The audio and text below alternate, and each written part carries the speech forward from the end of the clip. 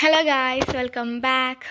So നമ്മുടെ recipes using മൈക്രോഗ്രീൻസിലെ final പാർട്ടുമായിട്ടാണ് നമ്മൾ ഇന്നിവിടെ വന്നിരിക്കുന്നത്. സോ ഇത്തവണ നമ്മൾ ചെയ്യുന്നത് വേറൊന്നുമല്ല, ന്യൂഡിൽസാണ്.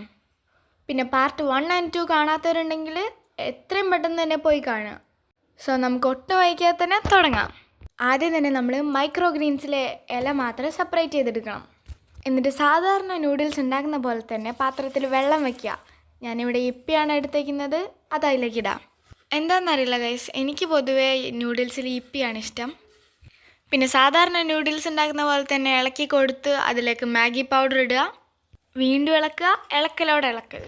പിന്നെ നമ്മുടെ സാധനം ഏകദേശം ഇങ്ങനെ ഇരിക്കുമ്പോൾ നമുക്കതിലേക്ക് നമ്മൾ നേരത്തെ എടുത്ത് വെച്ച മൈക്രോഗ്രീൻസ് കുറച്ചിടാം. എന്നിട്ട് പിന്നെ ഇളക്കി വെള്ളമൊക്കെ വറ്റിയിരിക്കുമ്പോൾ നമുക്ക് ഇത് പാത്രത്തിലോട്ട് മാറ്റാം. എന്നിട്ട് വേണമെങ്കിൽ ഇച്ചിരി കൂടി മൈക്രോഗ്രീൻസ് ഇടാം കേട്ടോ. അത്രയേ ഉള്ളൂ, നമ്മുടെ നൂഡിൽസ് സെറ്റായി. പിന്നെ ഇതിൻ്റെ വേറൊരു സ്പെഷ്യാലിറ്റി എന്താണെന്ന് വെച്ചാൽ, നിങ്ങൾ വിചാരിക്കും ഈ മൈക്രോഗ്രീൻസ് ഇങ്ങനെ ഇടുമ്പോൾ മൈക്രോഗ്രീൻസിൻ്റെ മാത്രം ടേസ്റ്റായി പോവും, ഈ നൂഡിൽസിൻ്റെ ആ ടേസ്റ്റ് അങ്ങോട്ട് കിട്ടില്ല എന്നൊക്കെ. പക്ഷെ അങ്ങനെയല്ല, നമ്മൾ ഈ നൂഡിൽസ് സാധാരണ കഴിക്കുന്ന പോലെ തന്നെ ഇങ്ങനെ കഴിച്ചു പോവും. ഈ മൈക്രോഗ്രീൻസ് അതിലിട്ടത് അറിയത്തേയില്ല. പിന്നെ മൈക്രോഗ്രീൻസ് എന്താണെന്നുള്ളത് നമ്മൾ പാർട്ട് 1 കറക്റ്റായിട്ട് പറഞ്ഞിട്ടുണ്ടായിരുന്നു. ഇനി അത് കൂടുതൽ അറിയണമെന്നുണ്ടെങ്കിൽ നിങ്ങൾ പാർട്ട് 1 പോയി കാണുക. ഈ മൈക്രോഗ്രീൻസ് ഞാൻ വീട്ടിൽ തന്നെ ഉണ്ടാക്കിയെടുത്താണ്.